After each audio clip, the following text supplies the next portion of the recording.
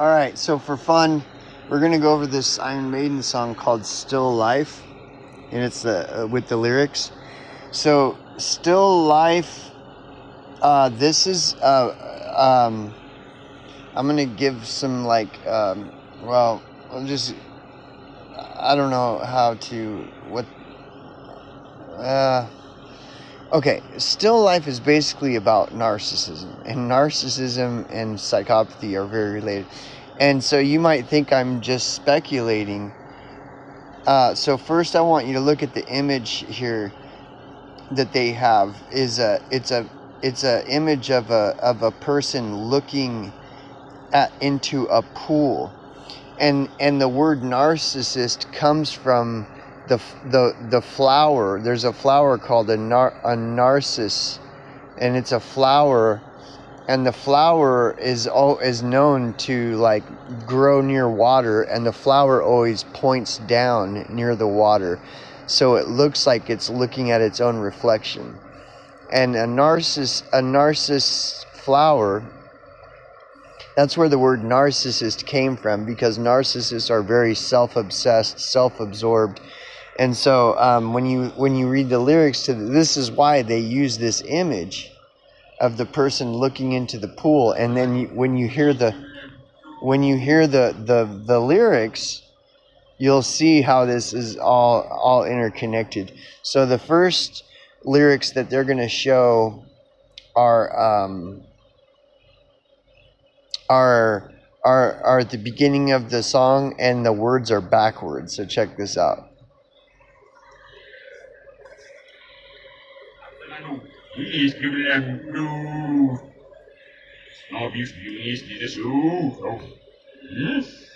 So don't meddle with things that you don't understand, which is very like when you start talking about psychopaths and narcissists, like they don't make any sense. You can't understand them because they don't make any sense. And so this is crazy, because this song, it goes into and the whole thing about mirrors, where I'm talking about mirrors and reflections, like with Agent Scully, like the reptilian shape-shifting into Agent Scully, and how all this relates to reflections and mirrors and all this stuff. And this is, so let's check this out. Watch.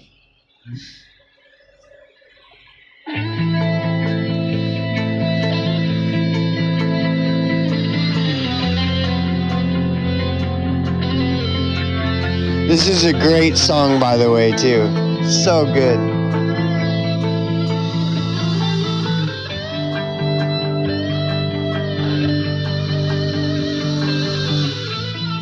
So the first words are going to be, take a look in the pool and what do you see? In the dark depths, their faces beckoning you. This is all about narcissism. Check it out. Because again, the word narcissist comes from that flower, the narcissus flower, and flowers grow along water and stare at themselves.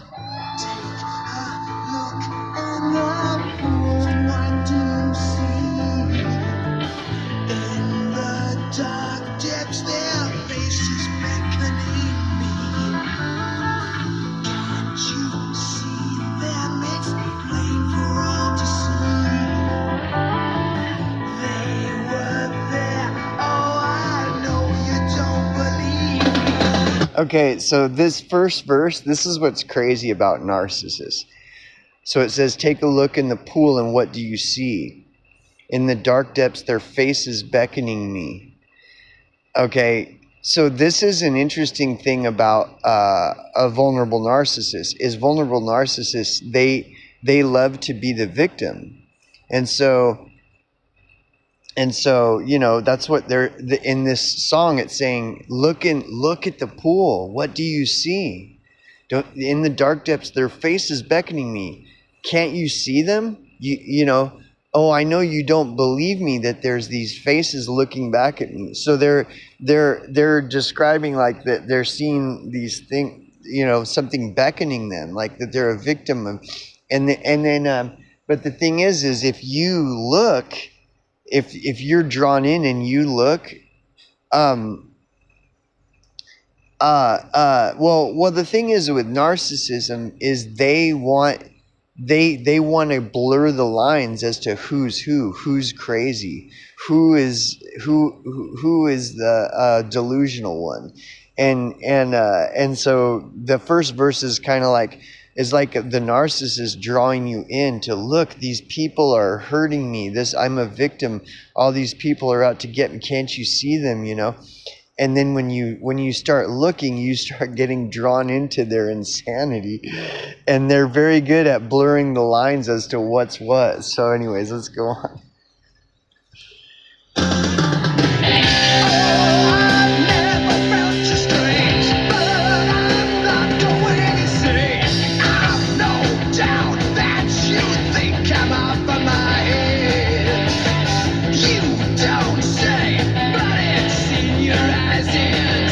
Okay, and this is the other thing. So when you start getting drawn into the narcissist reality and stuff, what you start seeing is that the narcissist is the fucking beckoning faces. The narcissist is like this black-eyed, demon-possessed. Once they expose themselves, you're seeing them, and they're actually the thing that they're claiming they're seeing and that they're being victimized by. So you see how it's all a mirror? Because then when you see them, you're like, oh my God, this person is demon-possessed and stuff. But see, they're telling you that they're seeing it and it isn't them, it's someone else. And so it's this fucking massive mind fuck. And so then you do become them, because then you start saying, look, this person is a demon. And then everybody starts thinking you're crazy. And so you see what I mean? It's kind of complex, but anyway, so let's keep going. Come on. Come on. Wheel of Death. All right, let's do this.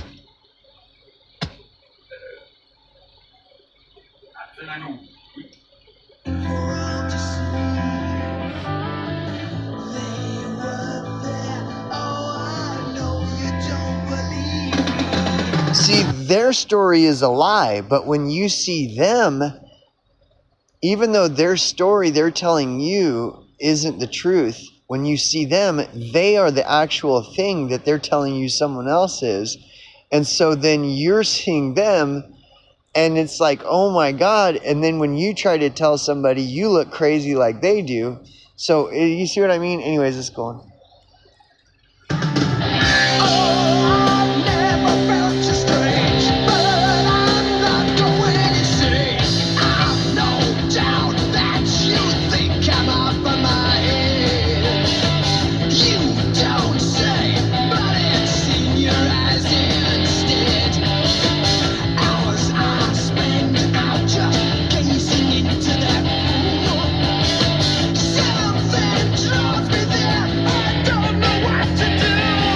So anyway, so you see how this is about narcissism? Hours I spent out just gazing into that pool. And you go back to the root of the word narcissist is based in the flower called the narcissus. And a narcissus flowers grow near water, and the flower faces down towards the water.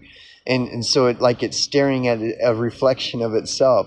So this whole song is about narcissism. And then when you think about like what I was trying to explain, which is hard to explain, is the narcissist is telling you the story. And then, but the more you're around them, the more you realize, even though their story is a lie, it's true, because the narcissist is the very thing they're telling you someone else is. And they're pointing, look, into the pool. And then when you see that, when they expose themselves and you see that they are the very thing they're claiming someone else is, well, then you are seeing what they're saying, only it's them instead of whoever they're pointing the finger at. And so then you take on the same role as them, because then you start wanting to tell the story that they're telling, because you're seeing that person is the very thing they're claiming other people are. And so you see how it's all this big mirror, going back to that scene in the X-Files where the reptilian takes on the shape of Agent Scully, and then there's Agent Scully and the reptilian, and each one is saying, I'm not the reptilian, I'm Scully, and the other one's saying, no, I'm Scully, she's the reptilian. And so that's how deep all this narcissism gets. And narcissism is directly tied to psychopathy. Psychopathy is just like an more extreme form of narcissism. But you see how the lines get so blurred, because the narcissist is telling you a story about these faces in the pool beckoning them, and then when you look, the more you get drawn into the story, at some point when the narcissist reveals who they truly are, they are the monster they're telling you is someone else. And so, but when you see the monster, then you're like, oh my God. So then you want to tell people the monster, and then you look just as crazy as the narcissist going on.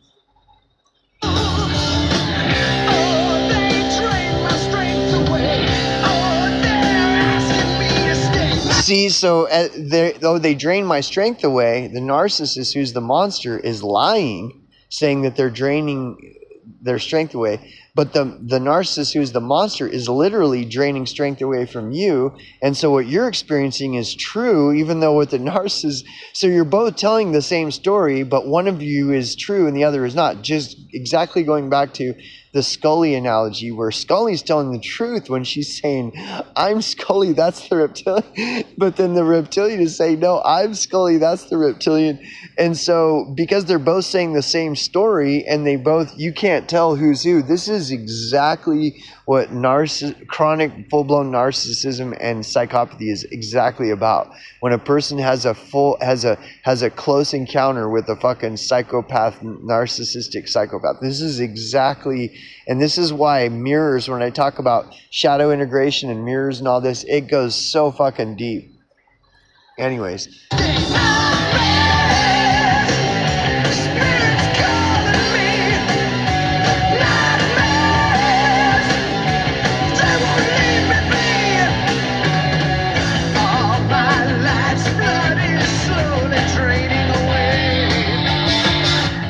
Again, one person singing this is honest. The other person, the narcissist, is saying the same thing, only it's a lie.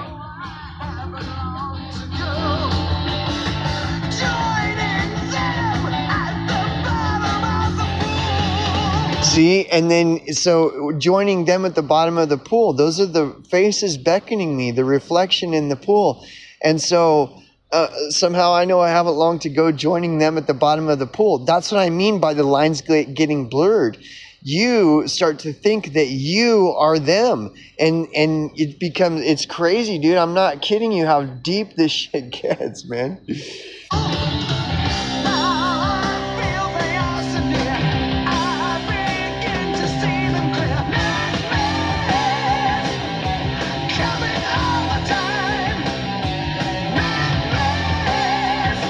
Will give me peace of mind.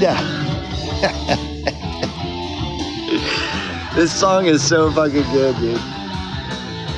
Again, look at the image. It's a person looking down in a pool.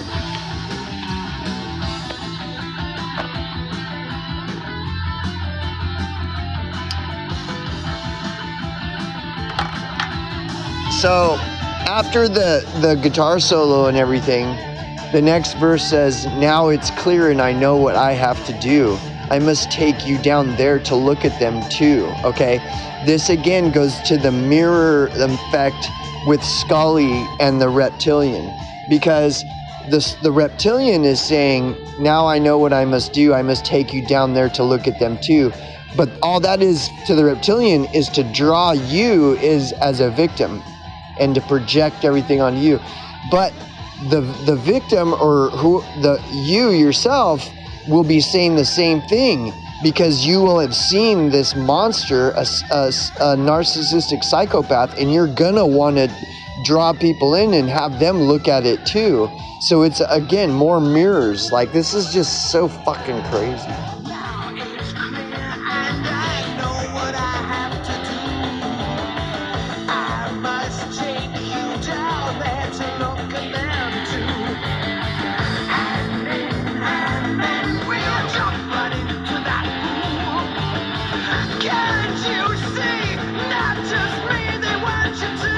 Okay, so this is super crazy. So when the narcissist gets to the point where they're like, now it's clear, I know what I have to do. That's like when they're reaching their breaking point, when they're pulling their mask off and they're like, I'm fucking this person up. And now it's clear, and I know what I have to do. I must take you down there to look at them too. The second part, hand in hand, will jump into that pool. This is one of the main things of the narcissist and the psychopath is to make you as crazy as they are. Okay. And this is where there is a difference between where you can see an identifiable difference, because the person, a person who is experiencing a close encounter with a narcissistic psychopath will want to show other people and will be like, I have to show you, right? But when it gets to the point where it's like, we'll jump in this pool together, and not just me, they want you too. That's where the lines start to get more defined, where a person who's experiencing a close encounter isn't going to want to harm other people, whereas this narcissistic psychopath, the whole goal is to cause harm. And misery loves company. So they want to drive you insane. And it's all using mirrors and all this other shit. So, like, the analogy of a mirror is to blur all the lines and confuse, like, what is what and what is really going on. Which, again, that scene in the X-Files is such a good illustration of this, because you see two Scullys and they look exactly alike, but one isn't Scully. One is this narcissistic psychopath, and one is just the regular old Scully, but they're identical.